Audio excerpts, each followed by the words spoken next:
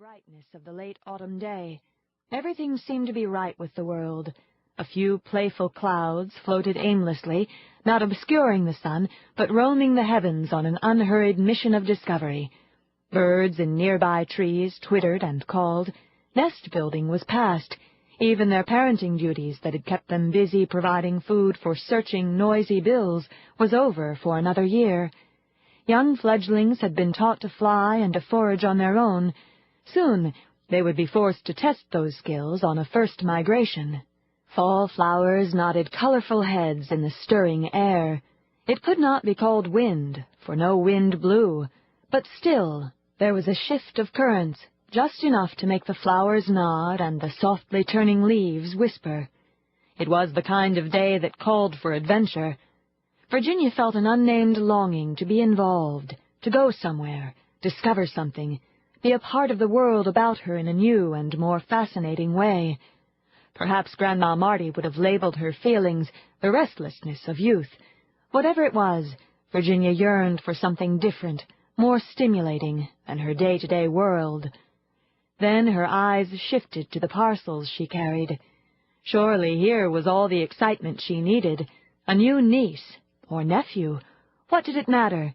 This new family member, though yet unknown, was already loved and anticipated. Though it seemed impossible now, she knew that the intervening months would pass quickly, and Clara's new baby would be welcomed into the world, her world. Still, it would be hard to wait. So hard to keep the secret that Clara had asked them to keep for a few more months. But she would honor her promise. She would not even write of it in her letter to Jameson, though she half feared she might explode with the effort of silence, particularly with Jameson, whom she told everything. "Oh, my," commented her mother, as Virginia entered the kitchen door. "It looks like you've done some shopping." Virginia had hoped no one would be around to observe her impulsive purchases, not that she felt they were wrong, but because she felt just a bit silly. She nodded now at Belinda's comment, her face flushing slightly. "Going to do some sewing?" her mother went on. Virginia nodded. "Something special coming up?" Again Virginia nodded.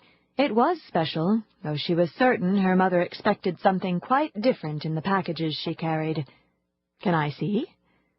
They had always shared peeks at new purchases, so it was nothing out of the ordinary for Belinda to be interested in what the parcels contained. Usually Virginia could not have waited to pour the contents out on the kitchen table to display all her girlish choices and watch her mother's delighted response. Now she was torn, reluctant to reveal her impatience for the new arrival, yet anxious to share her excitement. Excitement won, and with a new flush to her cheeks, Virginia reached for the first parcel, ripping aside the mercantile's wrapping to reveal the soft folds of baby flannel.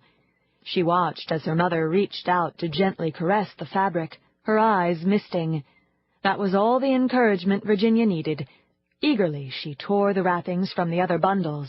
Out tumbled more materials for baby garments and softly colored yarns for knitting. "I thought I was excited," laughed Belinda, casting a glance at her daughter, then returning to examine the baby items. "Oh," Virginia fairly squealed, "how are we ever going to wait? It will seem forever." Belinda laughed again. "Time will pass much more quickly for us than for Clara," she assured her. "You will be busy with school, and I have more than enough to fill my days. Yes, time will surely pass much more quickly for us." "But June, that's such a long time to wait." "About the time you will be graduating." Virginia stirred.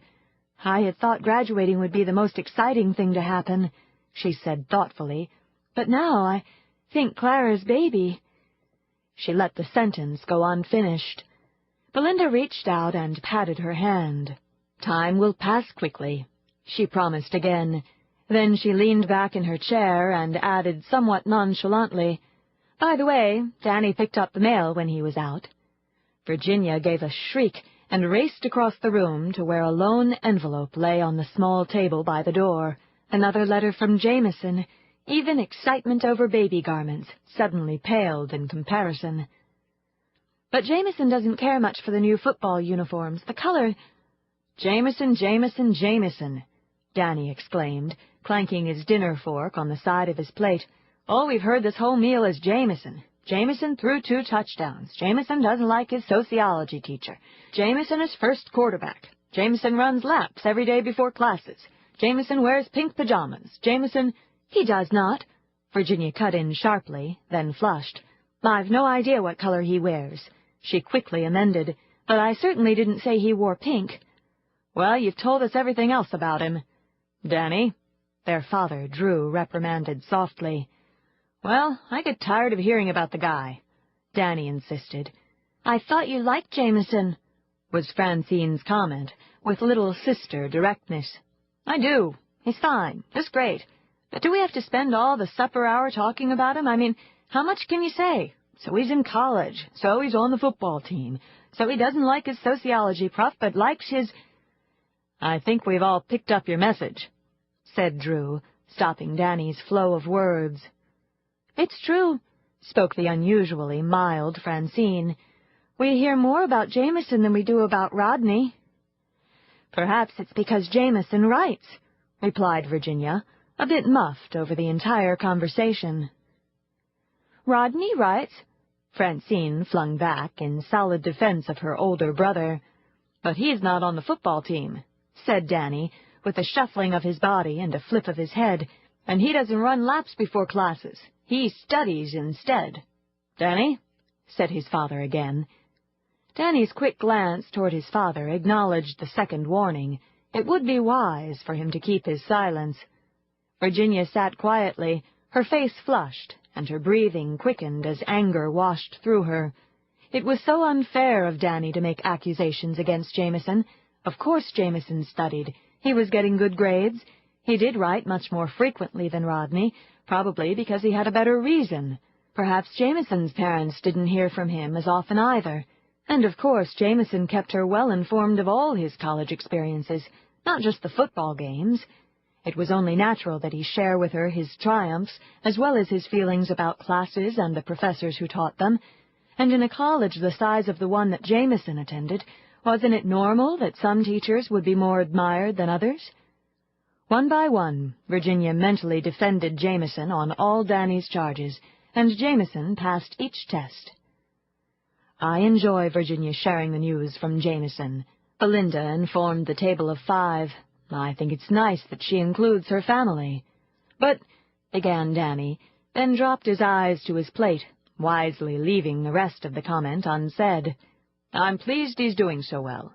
Drew picked up the conversation. "It's great for a small-town boy to make the team at a big city college like Webster. It's quite an honor to be first quarterback." Danny seemed to pull back into his chair. His quick glance around the table told him that he may be the only one tired of hearing about Jameson's exploits. "Speaking of our number 1 son," Drew continued, clearing the air by changing the topic, "what would you think of taking a little train ride to see Rodney this weekend?" Every eye fastened on Drew, along with a collective holding of breath. Belinda was the first to speak. "Is it possible?" Drew smiled. "I checked the train schedules, and yes, it is possible. It's about a 4-hour trip. The train leaves late afternoon around 5, so it should get us into the city around 9. Danny whooped. "If we go Friday evening, we can spend the night in a hotel, have most of Saturday with Rodney, and come back Saturday night," Drew finished. Another whoop from Danny as Francine clapped her hands, her eyes shining. Would it be possible to stay over for Sunday morning?" Belinda wondered. "I mean, I am, most interested in the church he has written about. I'd love to attend a service with him." Drew nodded again. "If you like," he agreed. "I hadn't really considered missing our service here, but I'm sure under the circumstances that—" Danny did not even try to contain himself. "And who will look after all your boarders?" Virginia asked him a mite cockily, taking pleasure in getting back at Danny for his digs at Jameson. Virginia was referring to Danny's menagerie of wild creatures he had rescued in one way or another and nursed back to health or release again into their natural habitat. But Danny did not even flinch. "The jay is ready to go, and the pigeon is almost as good as new. It might even be ready by Friday. That will just leave the toad. I don't